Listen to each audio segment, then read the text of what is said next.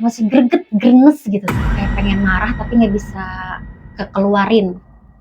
Akhirnya bapak ngebiarin saya sendiri, saya mojok sendirian di kamar. Di situ bapak mulai nanya, gimana Neng perasaannya? Pas lagi ngedenger suara bapak, ngeliat muka bapak, emosi saya mulai keluar lagi. Saya udah samperin bapak, saya cekek, saya acak-acak, saya pukul-pukulin bapak. Terus bapak teriak manggil yang ngobatin saya.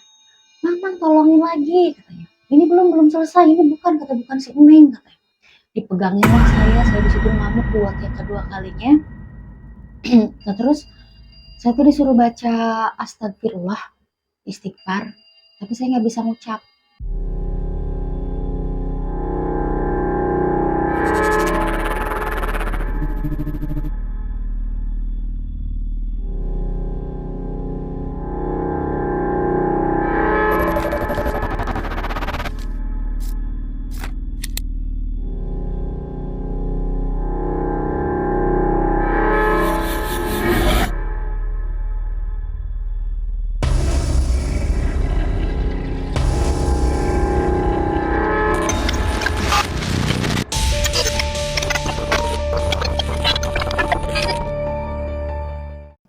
Assalamualaikum warahmatullahi wabarakatuh. Sahabat-sahabat Aden Official, kali ini kita kedatangan tamu, yaitu sosok wanita yang akan bercerita tentang hal misteri. Seperti apa ceritanya? Langsung kita dengarkan cerita dari beliau. Let's go!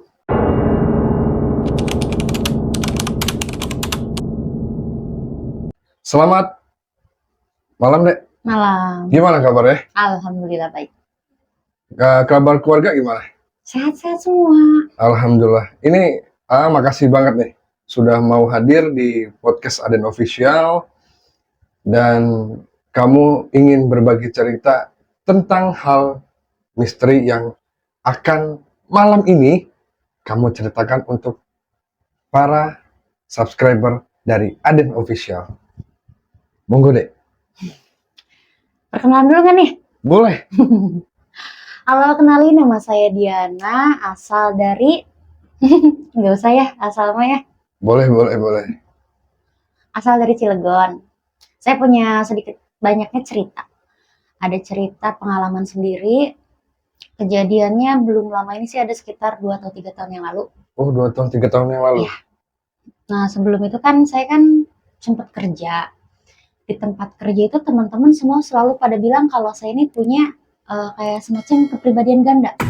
Kepribadian ganda yang seperti apa itu, Dek? Jadi kalau misalkan dibilang kemudian kan bukan ya, cuman ini kayak mereka tuh kayak ngomong sama saya, tapi kayak ada sosok lain gitu yang kayak semacam mendampingin, kayak apa ya? Jadi ngomong sama saya, tapi yang ngomong tuh bukan saya, katanya gitu. Itu saya ngedengar hal kayak gitu tuh bukan cuma dari 1-2 orang, cuman memang dari seluruh rekan kerja semuanya ngomong kayak gitu. Nah akhirnya saya coba tanya-tanya ke yang bisa-bisa, cuman mereka juga belum bisa ngasih jawaban yang pasti. Malah sempat kepikiran kalau saya ini punya kepribadian ganda, jadi kayak semacam penyakit mental gitu kan, sempat khawatir. Nah sampai akhirnya sudah itu saya nikah, pas lagi nikah kok kayak saya ini semacam kayak rasa benci segala macam, kayak campur aduk semua di dada itu, kayak pengen ngeluapin. Jadi kayak ngeliat orang tuh nggak ada rasa suka sedikit pun, semuanya kayak nggak inian lah, nggak disenengin sama saya gitu. Nah sampai akhirnya orang tua nyaranin buat yaudah coba ruqyah aja katanya. Untuk di ruqyah itu? Ya akhirnya yaudah sepakat saya sama suami buat diruqyah. Nah waktu itu ada salah satu kenalan bapak saya dari daerah Garut dibawa ke Cilegon. Nah terus di situ mulailah proses pengobatan. Awalnya saya diajak sholat berjamaah sama beliau, berdua doang kan, di ruangan ya, di kamar gitulah, di kamar. Nah terus setelah sholat kita tuh ngirit, baca-baca ya zikir lah kayak gitulah. Nah udah gitu tiba-tiba dia nih megang, bukan megang ya, kayak ngeginiin kepala saya doang, cuman kerasa di sini kayak tiba-tiba panas aja badan tuh. Dari situ saya nggak inget apa-apa, cuman pengakuan ibu saya yang pas lagi kejadian itu nyaksiin dari awal, saya tuh katanya tiba-tiba tengkurap, ngedesis kayak ular, terus ngomong bahasa Jawa, sedangkan saya pribadi berasal dari suku Sunda, nggak bisa ngomong bahasa Jawa. Itu ketika saat diruqyah itu? Ya, sewaktu prosesi awal rukyah. Nah sore itu uh, ada momen saat saya di rukyah itu, saya ngamuk dengan kesadaran sendiri. Saya ngamuk karena saya jijik, saya ngerasa sakit, saya ngerasa panas badan saya tiba-tiba saat dia pegang, padahal pegang pun nggak megang, punten nggak megang begini. Dia cuman kayak ada batas, ada jarak antara badan saya sama badan dia. Lagian badan saya juga kan ketutupin sama mukena. Cuman saya ngerasa panas, ngerasa jijik aja gitu. Terus setelah itu saya dipegangin sama bapak, sama ibu, semua. Akhirnya sempat beberapa saat saya udah mulai tenang, udah mulai diam. Kata yang ngobatin katanya, udah nggak apa-apa katanya, nanti dilanjutin lagi. Tapi di perasaan saya masih ada rasa masih greget, gremes gitu, kayak pengen marah tapi nggak bisa kekeluarin. Akhirnya bapak ngebiarin saya sendiri, saya mojok sendirian di kamar. Di situ bapak mulai nanya, gimana Neng perasaannya? Pas lagi ngedenger suara bapak, ngeliat muka bapak, emosi saya mulai keluar lagi. Saya udah samperin bapak, saya cekek, saya acak-acak, saya pukul-pukulin bapak. Terus bapak teriak, manggil yang ngobatin saya. Mang, tolongin lagi katanya. Ini belum selesai, ini bukan, kata bukan si Neng katanya. Dipegangin lah saya di situ ngamuk buat yang kedua kalinya. Nah terus saya tuh disuruh baca astagfirullah, istighfar, tapi saya nggak bisa ngucap. Terus bapak bilang istighfar, istighfar. Saya pengen ngucapin tapi ketahan di tenggorokan. Sampai selesainya itu saya dibacain surat, nggak tahu ya surat apa, sama yang ngobatin. Akhirnya saya bisa sadar lagi. Apa saya bisa sadar lagi, beliau bilang kayak gini, sebenarnya katanya belum beres, saya belum bisa ngeluarin, cuman kalau sekiranya memang mau terus diobatin, bertahap, katanya gitu. Akhirnya bapak sama keluarga, suami juga semua nyetujuin buat pengobatan selanjutnya. Selang beberapa bulan, yang ngobatin ini nih datang lagi ke sini, ke daerah saya, bawa temennya. Nah, waktu saat di ruqyah itu, Diana posisinya ada di Cilegon apa di... Di Cilegon. Oh, ada di Cilegon? Di Cilegon. Nah, beliau datang lagi nih sama salah satu temennya. Di situ saya diobatin di rumah bapak. Jadi di sana saya itu direjeng, tahu kan direjeng? Direjeng itu apa? Seperti apa? Dipegangin. Oh, dipegangin. Tangan, kaki, sama anggota keluarga yang mendampingi di situ. Jadi saya direjeng sama beberapa orang, sampai akhirnya ya keluarlah, maksudnya kayak pengakuan si setan ini tujuannya ngedeketin saya karena apa. Dengan segala cara semacam tawar-menawar, akhirnya dia mau keluar. Nah, tapi setelah di rukyah yang kedua ini, saya masih ngerasa kayak ada yang ganjel. Kayak masih ada sesuatu yang lain gitu dalam diri saya. Masih ada sosok yang di dalam tubuh Diana ya? Iya, kayak masih ada sesuatu. Saya bukan diri saya yang sebenarnya gitu. Akhirnya saya minta ke suami buat ngebersihin badan saya lagi, gimana caranya saya biar nggak ngerasain kayak gini. Soalnya hidup dalam rasa benci itu kan nggak enak ya.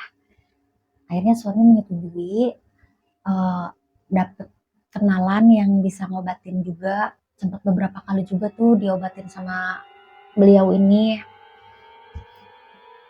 Sempet terjadi ini juga sih, kayak banyak drama lah gitu selama pengobatan ini juga.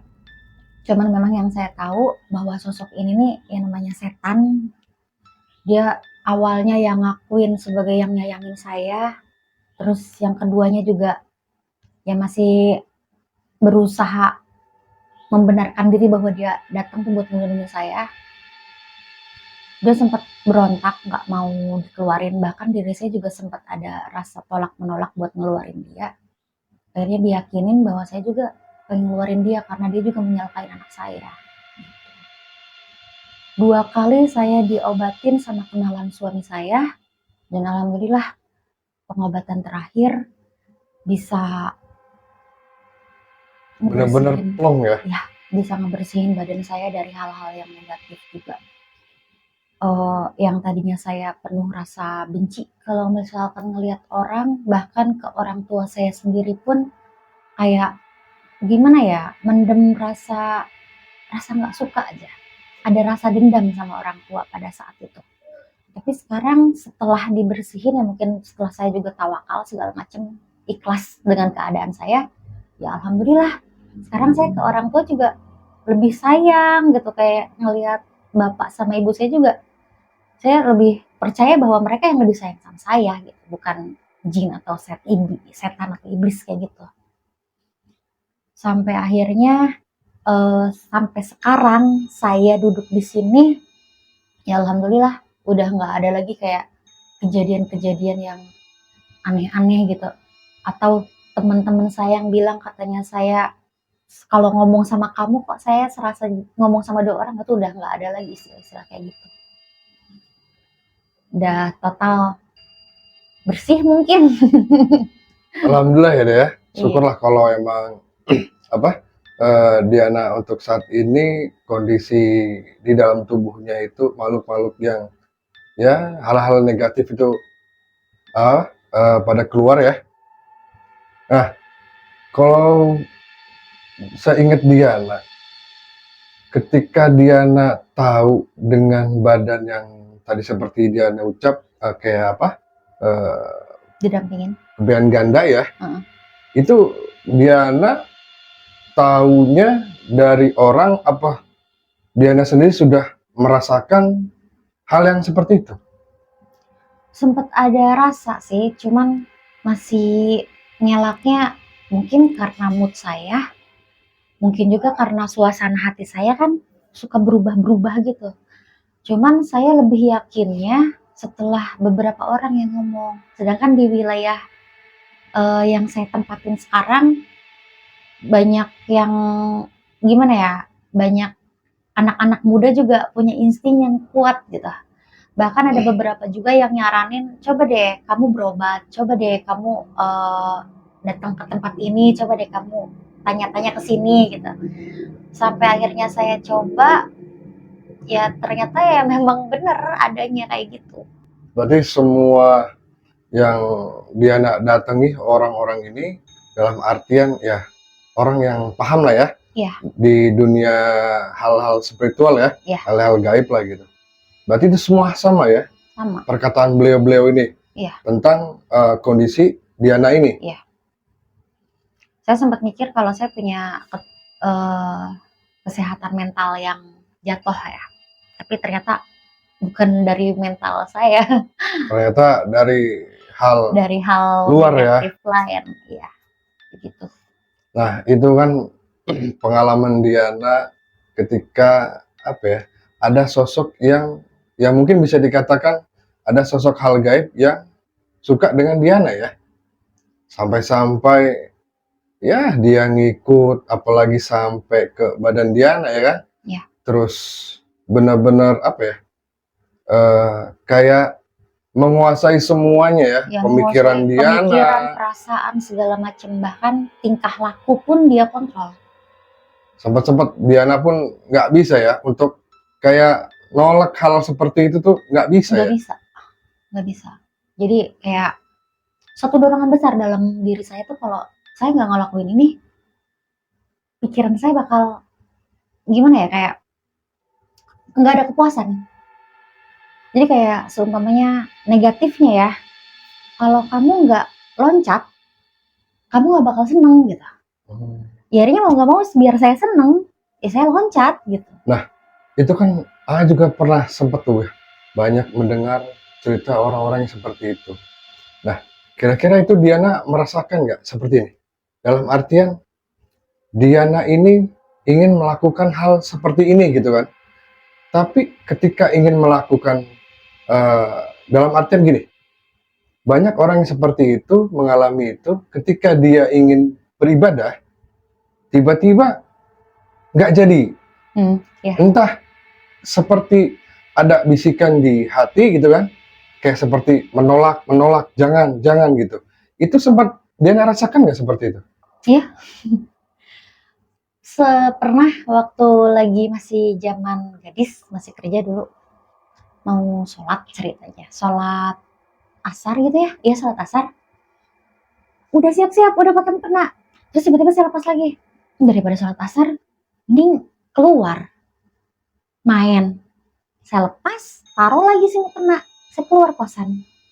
Jadi seakan-akan kalau selalu ingin mengerjakan hal-hal yang positif, pasti selalu bertolak belakang ya. Iya, sampai nggak jadi terus.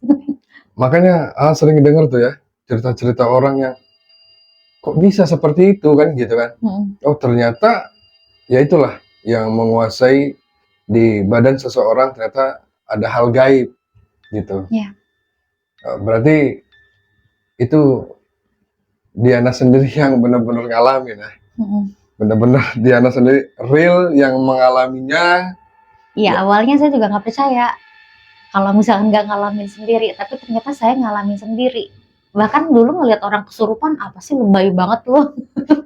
Ternyata Ternyata ngalamin sendiri. ke badan sendiri ya. Iya.